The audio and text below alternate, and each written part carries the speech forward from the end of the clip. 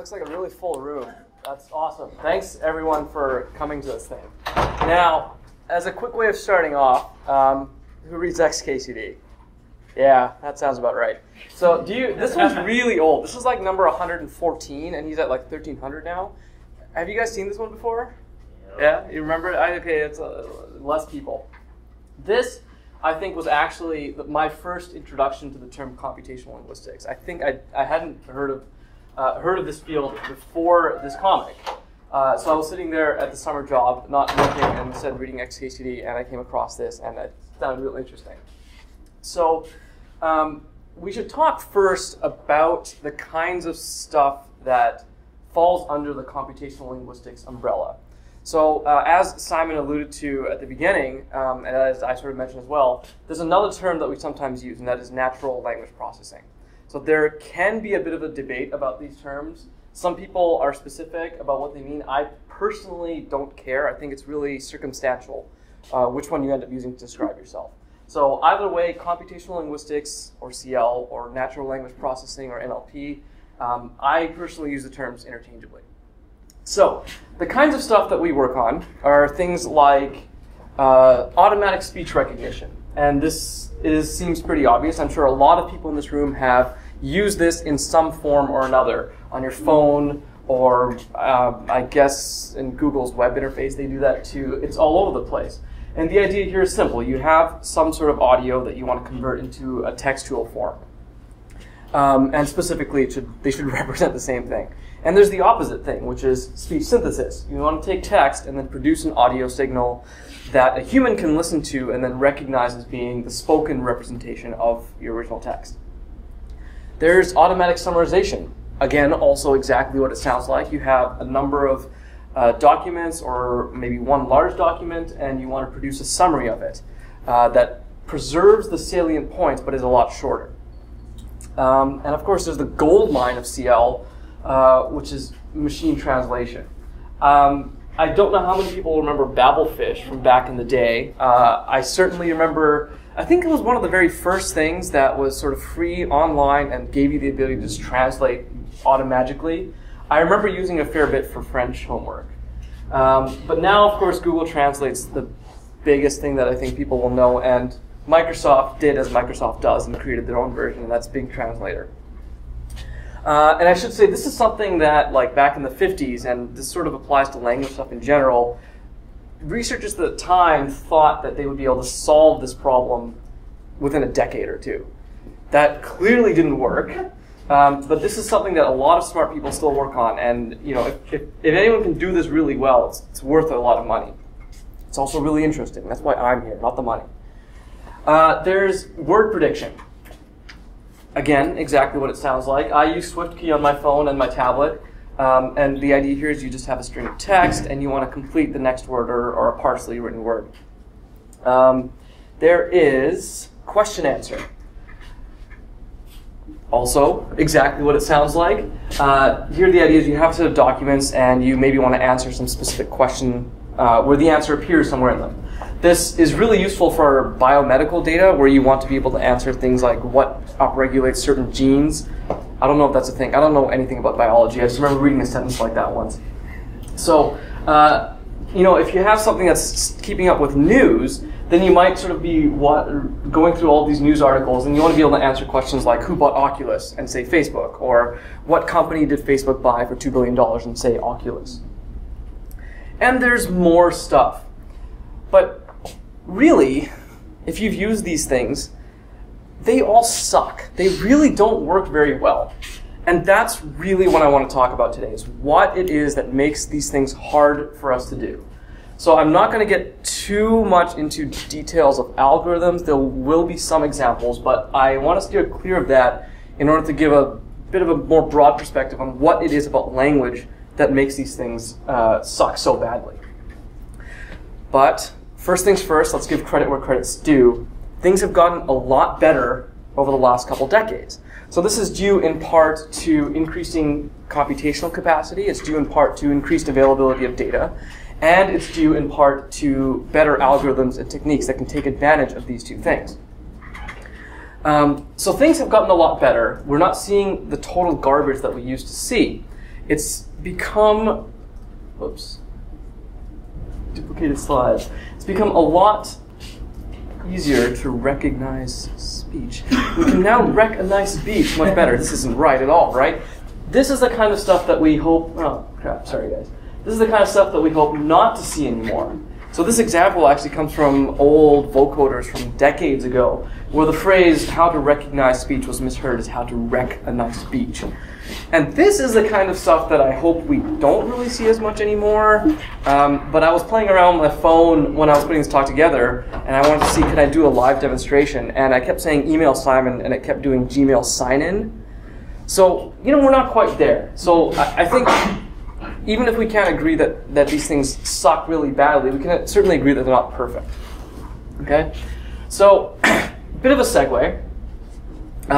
This video came out a couple of years ago. I found TomSka's channel on YouTube sometime back, and I went through his videos. And I watched this one, and there was something in here that sort of led me down a hole of thinking about machine translation a little bit.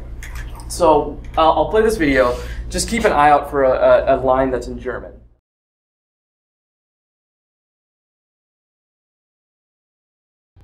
All right.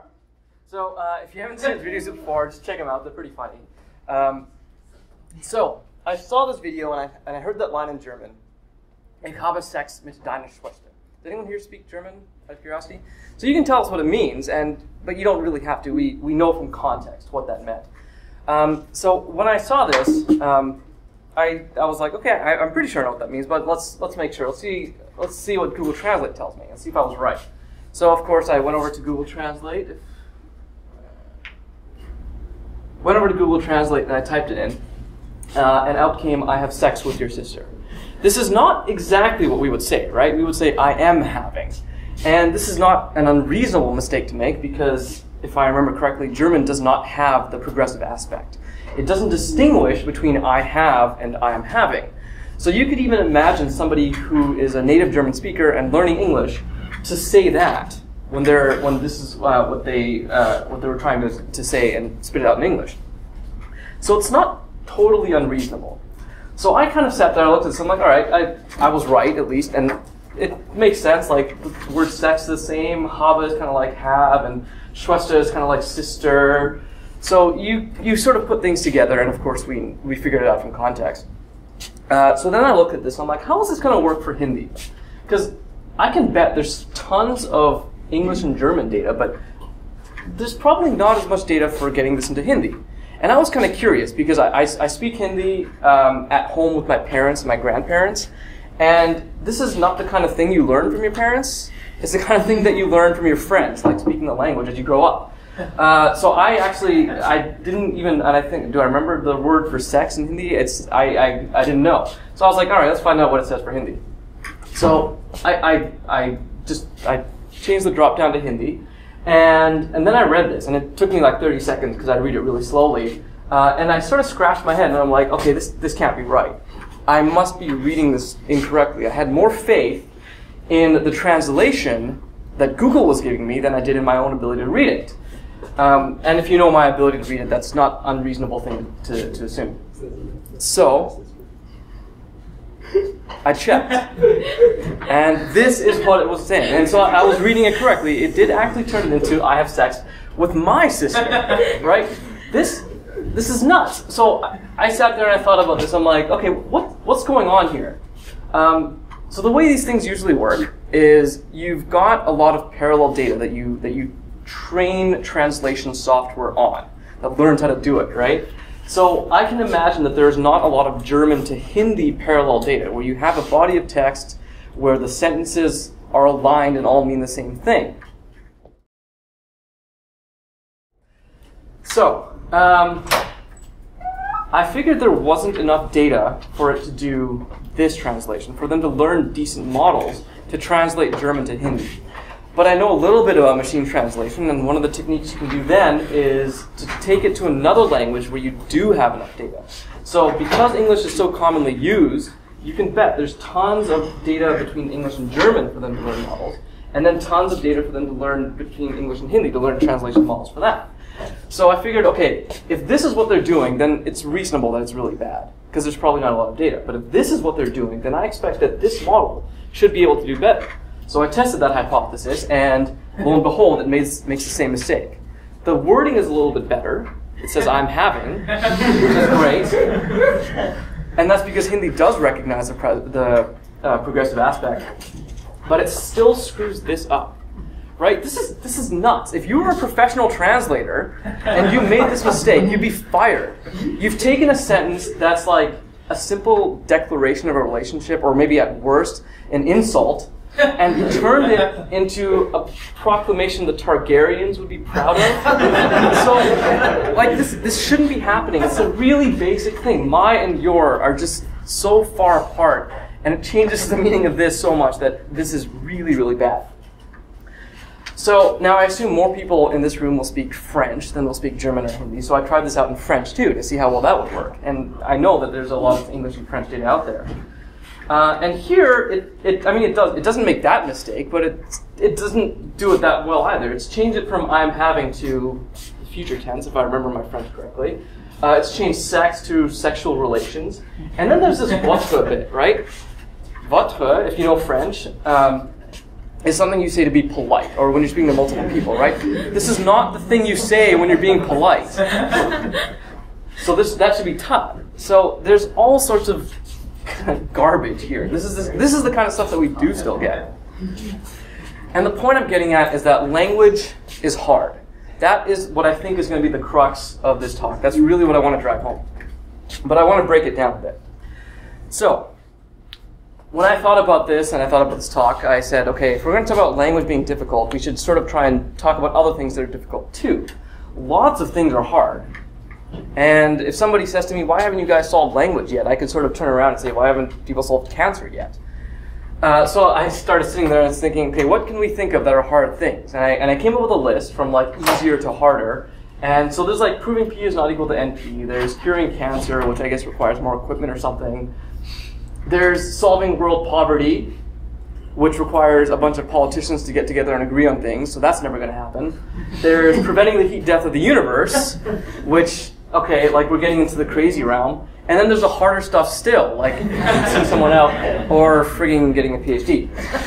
So I had this list, and I was like, okay, how are we going to differentiate language from this, from other difficult things? We can be more specific. So I came up with another list. So, think about these 4 things. Identifying faces, picking stuff up, moving your head to look at something, and just standing, walking, or riding a bike. What do these things have in common? Random guesses are fine. Do them every day. Do them every day, yeah. Easy for humans. Mm-hmm. You can't really explain how you do it, you just can't. Exactly. So all these 3 things that were said, they're exactly when I drive home. These are things that we all do without thinking, and we therefore think of them as being easy things to do. And it's simple. It's like you show me a picture of Simon, and I say, that's Simon Pratt. I know it since grade 7. Picking stuff up. I mean, there's just so much going on here that when I pick up my water bottle, I have an estimate of how much it weighs. I mean, how many people have had that experience of you have a pop can or something on the table, and you think it's full, so you reach for it, but it turns out it's actually empty, and your arm just shoots up. What is your brain doing there? It's estimating how much it weighs, how much force needs to be applied, and then when you're holding it, it's maintaining that force, and it's keeping the balance. When you're just standing there, you have to balance yourself. It's hard to get robots to do that. It's not an easy thing to do. Let's not even talk about getting robots to ride a bike. So, what ends up happening is that because these things come to us so easily, we don't realize how difficult they are. And this means that our expectations end up being really out of whack with reality. So I think this sort of explains why people think language shouldn't be as hard, and why people get so pissed off when it makes basic mistakes. It's because it's something that we do so easily without thinking. And to be sure, science fiction hasn't helped. Sci-fi authors and television show creators will just throw AI around like nothing. They just create things that can do language and think and impersonate humans. So we can go a little bit more specific, but now I want to start talking about what it is about language that makes it difficult. So again, I came up with another list. I'm all about lists. So this list has things like playing an instrument, drawing, photography, playing sports, cooking, playing chess. Forget about this list for a second. What would you say, or sorry, would you agree that these things are not as easy? Yeah? Okay. So this list is a bunch of things that are not so easy, and these things are easy, except we're all masters at this stuff. That's not a fair comparison to make. We should be comparing, okay, this is what pretty much everybody can do, leaving aside disorders like prosopagnosia where you can't identify faces. But we should be comparing the regular person who's a master at this to masters at this stuff. And when you see professional musicians play, they make it look so easy. I've seen videos of guitarists. I was learning economy picking the other day, which is a certain picking technique. And I saw a video of a guy just sort of going up and down like this, but he's playing just so many notes throughout all of that. He had such a mastery over it that it looked so easy when he was doing it. And of course, when I went to try it, I had to sort of sit there with a metronome and take the tempo way down and really practice and try and get it down. And same thing for the rest of these. It's one thing for someone to pull a phone out of their pocket and take a picture. It's another to create a photograph that a lot of people can come together and agree on is good and appreciate. And all of this stuff, it requires expertise. But the common element here is practice. Why do we think of these things as difficult? Because we don't practice them. We don't do them nearly as much as we do these things. This is the stuff we've been doing since birth, more or less. We've been bombarded with faces. Our parents are handing us stuff. We're learning to stand and walk and ride bikes. So we can do all of this stuff without thinking because we've put the hours in. We haven't put the hours in here. If we were to put the hours in, like professional athletes and professional musicians and professional chefs and professional chess players do, we would be good and it would come as naturally to us. So translate that idea of experience for a human to what we have for a computer. And once we take it into that realm, we then start talking about data. That experience for a human is data to a computer. And we as humans get tons and tons and tons of data from birth. We get tons of feedback. And when it comes to language, it's not even just linguistic data. It's situated learning. And by that I mean you're sitting in a place, you have a scene that you're seeing, and you're learning to associate objects with words. Your parents are directing your attention to things. They're saying, what is this? This is a speaker. What is this? This is a mouse. So there's this old example that one of my friends gave me where you've got two people walking in a foreign country together, and then a rabbit hops across the street. And one of them says, "Kargosh." So I picked a word here that I assume most people won't know. And if I give you the job of guessing what that word meant, or maybe it was a phrase, what did that person just say? It really could have been anything. It could have been, the rabbit looks cute that just walked across the street. It could have been, how's your day going? It could have been, the weather's been really crappy lately. We learn to disambiguate all of this stuff through experience. And this is the biggest disadvantage I think that there is that computationally we don't have access to nearly the amount of data that we do as humans. But that's not it. So now I want to get a little bit more down and dirty into the details of language. So this is going to be at a bit of a high level, but I think it should give you an idea of the kinds of crap, honestly, that we have to deal with in computational linguistics, or NLP. So the first point to be made is that language has a lot of structure to it, but it's all hidden. When I look at text on a page, I see a bunch of characters that sort of come together, but there are rules about what characters can go together. There are rules about what words can go together and in what order. And there are rules about how their meaning sort of gets combined together. And all of this stuff is hidden. It just sort of happens. And I can't see it readily just from looking at this. So we have this problem of not having direct access to that structure. But the other big thing is ambiguity. Ambiguity is everywhere in language. So in order to show this, I'm going to go through these sort of different levels of linguistic analysis, starting from the sounds of language up to the meaning of sentences and how that interacts with sentences around them.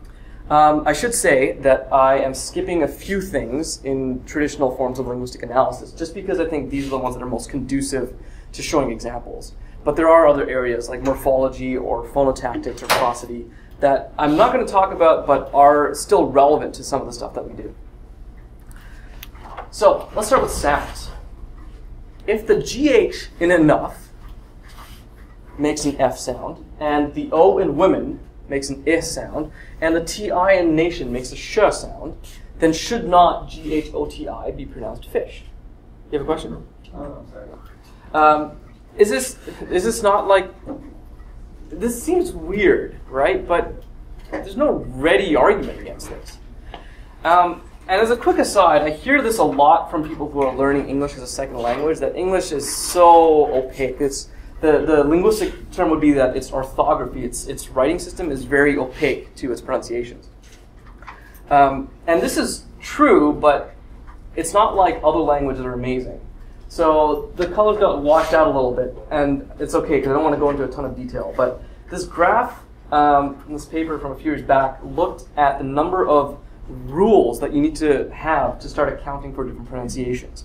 So, excuse me, the more words you have that you want to account for, the more rules you need, the more variance you end up seeing. And so down here is Spanish. Spanish is great. And up at the top of this list, in these two lines, is English. So the point I really want to make is, yeah, English does kind of suck here. But it's not like other languages are amazing, except maybe Spanish. So, what do we need to do computationally? We need to figure this stuff out. We need to pick the right sounds. We need to learn when GH makes an F sound. We need to make when TI makes a sh sound. We also need to be able to pick the right pronunciations. And this comes in from a little bit of some other layers of language, but I put them here because of their pronunciation differences. So right now I'm presenting these slides, but I'm not going to give you a present. I'm going to give you a present. And similarly, I like to read, but I read a book, even though they're spelled the same way. And we also have to pick the right words. Simon might have just ordered too many pizzas, or he might have ordered 2 pizzas. But despite the fact that the sound sequence was the same, these are 2 different words. There's ambiguity all over the place here. You need to look at these things and choose amongst separate options. And that's where the ambiguity is. Okay, next level up, we'll talk about words. So, in case anyone isn't familiar with the term lexicon, it's when we're talking about lexical things, we're talking about words. So, when it comes to lexical semantics, which is one sort of focus area for CL, there's this canonical problem called word sense disambiguation. And this stems from the problem that one word can have many different meanings or senses. So, for example, pine can mean a certain kind of tree, or it can mean to sort of sit in forlorn, sad thought over something that you've lost. And bank is another good canonical example. It can either mean an area by a river, or it can mean a financial institution. So this, again, is something you need to deal with. If somebody says, I'm going to go to the bank, and you want to computationally know what to do with that, you need to figure out, are they talking about the river bank, or are they talking about an investment bank, or a financial institution? You also need to deal with word sequences that should maybe be treated as one single word or one single unit. So in this, New York City, should it be treated as 1 word or 3? Depends on what you're doing. Maybe it should be treated as 2 words, like New York City. And of course, there's also the problem of understanding new words. And I like portmanteaus for this because they help to exemplify something that we can do pretty fast. So again, in case you're not familiar with the concept of portmanteau, you are now. This is what a portmanteau is. It's where you take part of one word and glue it on to part of another word, and assume that the new word sort of means a combination of those 2. So frenemy, I think, is a good example of this, where I look at this, and if I've never seen this word before, and that was true at some point in my life, I saw it and I saw, okay, it's got friend, sort of, and it's got enemy, all of enemy. So I have some idea of what it means. It means somebody who's both a friend and an enemy. But more than that, once I know frenemy, I know frenemies, because I know the transformation to go from something singular to something plural. So we need to be able to account for this as well. And this extends to any kinds of what we call morphological inflections that indicate these changes. So things like verb tenses. My favorite word is verbify, because it gives you an example of its own meaning. So verbify means to turn something into a verb, and you've just done that, because the word verb is actually a noun, so you stick "ify" onto the end of it and it becomes a verb. But if I want to talk about verbification in the past or the future, there's a transformation for that. I verbified something, or I will verbify something. So again, there is this sort of running theme of ambiguity. You need to be able to handle all of this stuff. Now, there is an algorithm I can talk about here. It's very intuitive, very simple. So, given this example of pine cone, so if we have this phrase and we want to figure out, okay, does pine in this case mean a kind of evergreen tree with needle-shaped leaves, or does it mean to waste away through sorrow or illness? The simple thing, and this is a very intuitive algorithm, like I said, is to start looking at the words in context. So look at the words around the word you're trying to disambiguate. And in this case, what we want to do is compare the senses for those words with the ones that I've got from my candidate word. So in this case, we then look up cone and say, okay, cone has these three possible meanings, these three possible senses. I won't go through them. But what we're going to do is compare these two senses to all three of these, and then start looking for word overlap. So you would compare the first definition with the first definition for cone, and you would find no word overlap. And you repeat for the second and the third, and in this case you would find an overlap of evergreen tree, so 2 words. And then you repeat with the second sense and try and find its overlap. And you would find none. So you pick the sense that has the most overlap with the senses, the possible senses of the words in its context. Simple, intuitive. You could code this up pretty easily as long as you had access to these senses. Any guesses as to how well this works?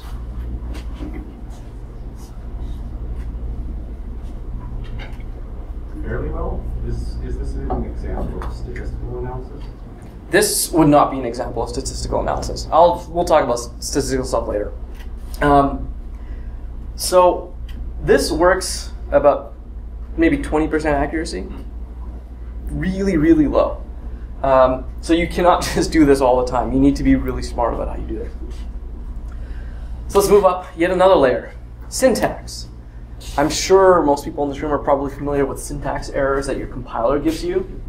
It's saying that you've ordered the units that you're working with incorrectly in a way that doesn't really make sense and that can't be parsed. So here we're talking about the rules that govern how words can be ordered and combined, and to a degree how their meanings get combined as well. So there's this example that comes from Noam Chomsky, which goes, colorless green ideas sleep furiously. This is totally meaningless. This doesn't make any kind of sense, right? Because green things can't be colorless. Ideas can't be green, ideas can't sleep, and for something to furiously sleep, I don't really know what that would mean. But if you just reverse it and you say furiously sleep, ideas green, colorless, you're going to look at this and say, this is just a bunch of words. This at least is a well-formed sentence. So this is good in giving an intuition of what we mean by syntactic correctness.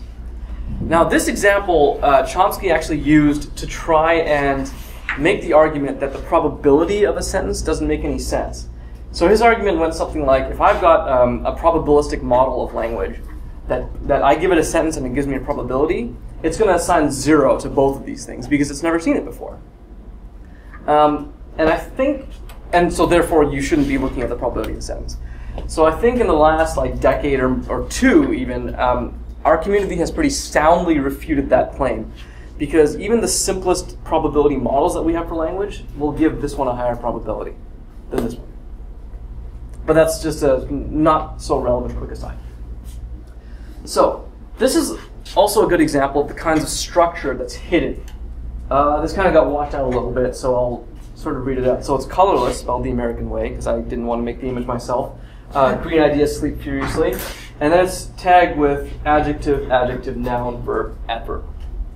So from this, we can start building up larger units. So we can combine a verb and an adverb into a verb phrase. We can combine an adjective and a noun into a noun phrase. And then we can combine an adjective and a noun phrase into a noun phrase. And then you create an S, and I think it stands for sentence, but I'm not really sure. Sometimes it's a sigma. You can create an S out of an NP and a VP, noun phrase and a verb phrase. So you look at this, and what's amazing about this is if you take a linguistics class, you'll learn how to do this really fast because you sort of intuitively know that this is how language works. You can think about this stuff. But this whole structure, computationally, all we see is this word sequence. This is all hidden to us. We don't have it. So we don't have access to this kind of stuff to help us figure out how things work together. And now, for example, here, I can say this verb phrase represents these two words. So whatever we have here that represents this should also represent the meaning of both of these two words. This represents sleep, this represents furiously. So this one's going to represent sleep furiously. And so we sort of end up sending this meaning upwards. And it's just hard to do if you don't have this kind of information. Here's another good example. I saw her with a telescope. This is a good example of ambiguity at the syntactic level. So there's two interpretations of this phrase. Did I see a woman who had a telescope? Or was I looking through a telescope and through the telescope I saw a woman? And this is a question of syntactic ambiguity. So I came up with these parse trees and I sort of collapsed some of the details. But in this case, when we're saying I saw a woman who had a telescope, her with the telescope creates one whole noun phrase that is the object of this verb phrase. And in this case, it gets structured a little differently, where we've got a verb phrase that would be constructed out of this verb phrase and then another noun phrase. I sort of made these rules up arbitrarily, but I wanted to give an idea of the kind of different structures that you can come across, or that you can come up with. Okay, next level up would be semantics. And here I'm sort of talking about phrase level semantics. So in this case, we want a semantic representation of a phrase or a sentence. And if we sort of tie this back to the trees, we want to be able to represent semantics of the sentence or maybe one of these phrases from information and lower down. Usually this is done in first order logic, not always, but first order logic is a really classical way of doing it. So there's this, I like this phrase, all Cretans are liars, if you know the Epimenides paradox. And hopefully most people here have at least remember a bit of first order logic from some basic course or another. So we would just say for all x, the truth of the predicate Cretan x implies the truth of the predicate liar of x. Now you look at this and you say, okay, that's great. Like I can understand this, and first order logic is awesome because we can do computational stuff with it, right? That's a lot of what the field of knowledge representation works on is stuff in first order logic and dealing with inference in that domain. Except we've got ambiguity here as well. Consider the phrase, every man loves a woman. This can either mean that there exists one woman whom all men love, or it can mean that for every man in existence, he loves some woman, but they don't necessarily all love the same one. And this is an example of semantic ambiguity. Syntactically, it would be the same, but now we have to worry about the semantics of this and resolve what this meaning is. So I won't bother too much reading all this first order logic out. It's just sort of there for example. And then there's some more easier, sort of more fun examples. Like I made her duck. This can mean that I cooked a duck for her to eat. Waterfowl meat, if we're disambiguating.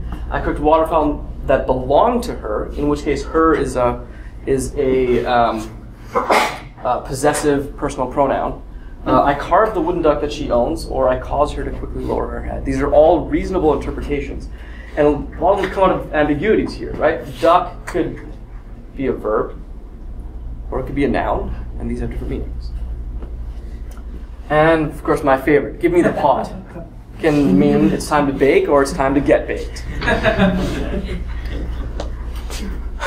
All right, and then the next sort of level up would be what we call pragmatics.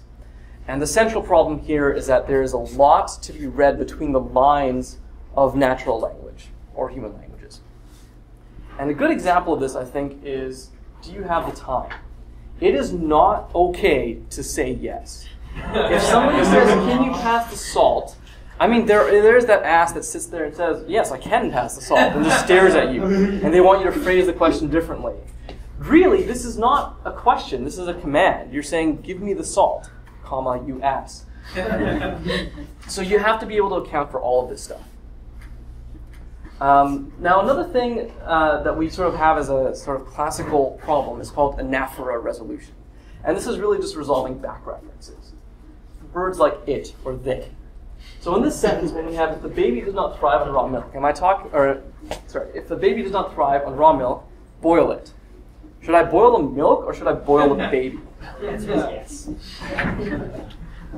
Does anyone have, can anyone come up just off the top of their head with a quick algorithm to resolve this?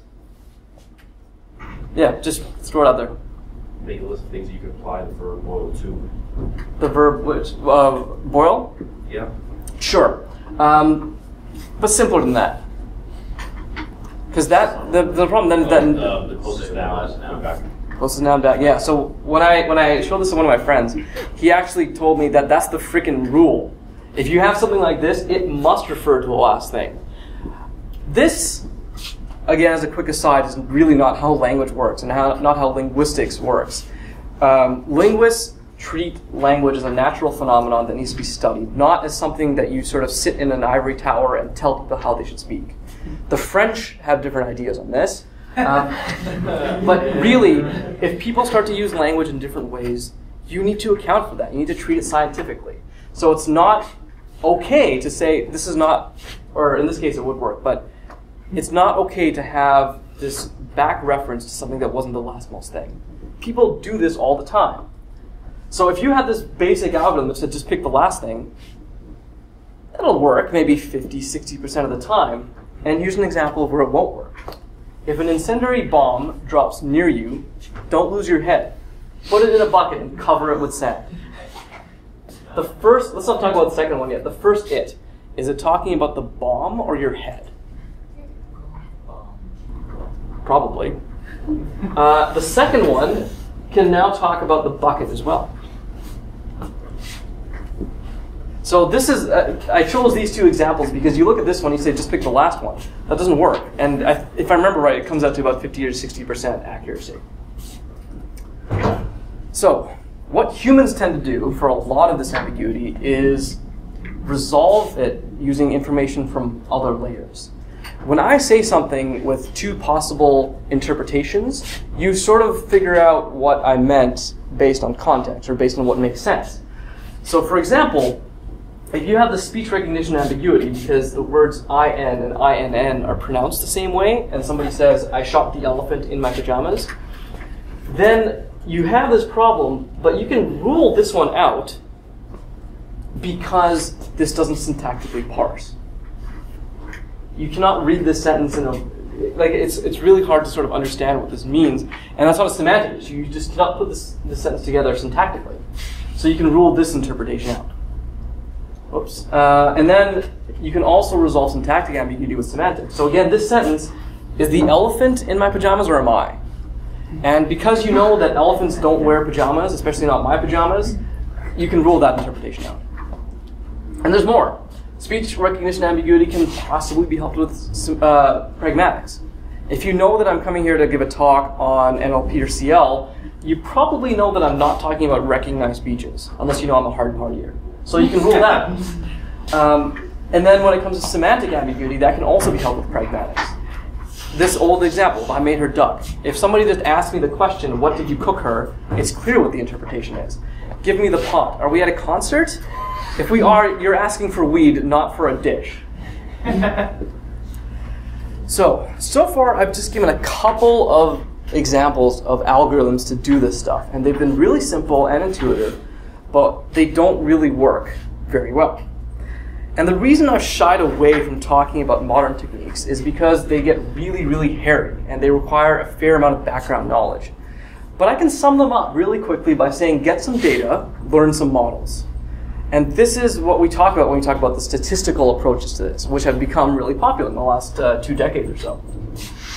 And the idea here is that if, for example, if you want to learn how to figure out the correspondences between words and their pronunciations, you get a big list of words and then the corresponding pronunciations, and then you come up with, and this is the sort of black box part, you come up with some method of learning this stuff from all of that data that you have.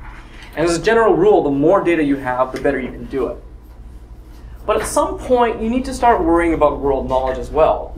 We need to know that elephants don't wear pajamas in order to rule out this particular interpretation of that, right?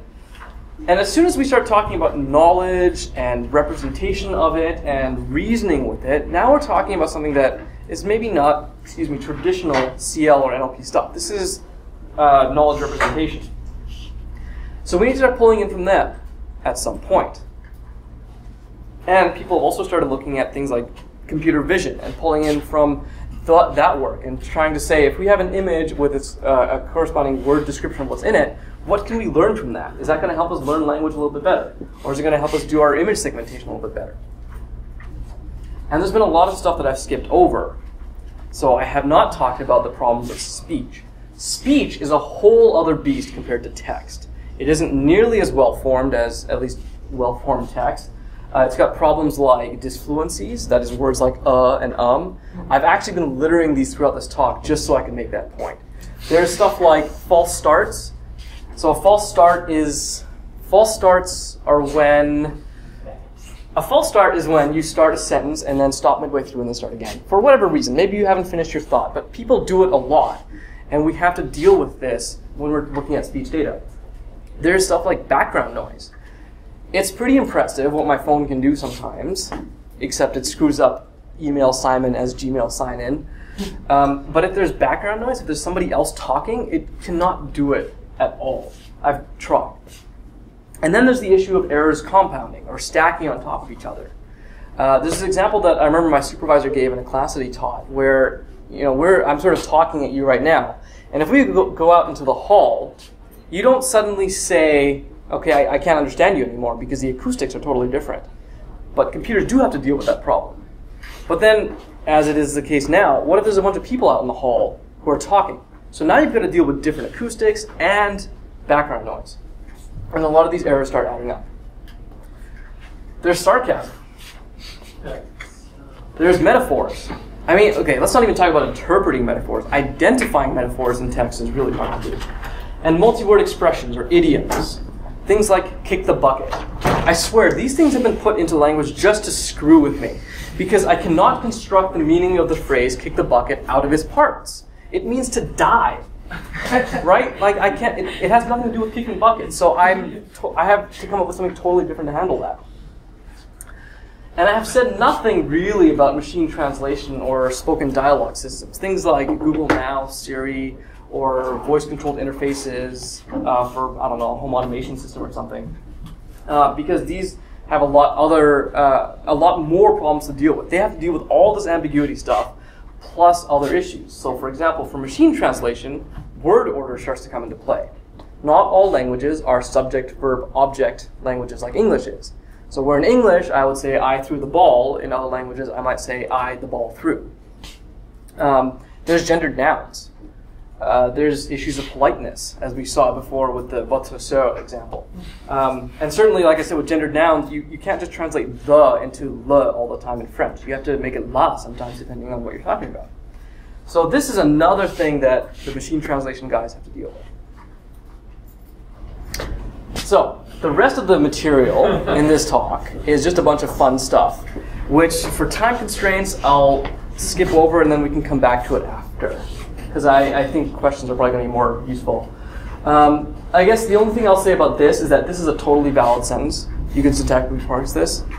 And then there's like funny headlines like my favorite, crack found in defendant's buttocks. This falls out of ambiguity, right? Because crack could either mean cocaine or a cleft. So if you're interested in any of this stuff, there are 2 go-to textbooks in this area. And I sort of realized I'm suggesting something super nerdy, like if you're interested, go out and buy some textbooks and read them. They're pretty accessible, I think. They really just rely on pretty solid backing in probability, but I think this one actually has an intro to probability in one of its appendices. They're quite readable, but you should know your probability fairly well. You should have decent familiarity with programming and sort of the idea of an algorithm. And beyond that, they give you a lot of the information that you need. If textbooks aren't your thing, so one author from this textbook and one author from this textbook, they're both at Stanford, and they're offering a course on Coursera. So you can check that out. I think it's just called Natural Language Processing. If you just sort of Google like Daniel Jurafsky, Chris Manning, Coursera, you'll find it.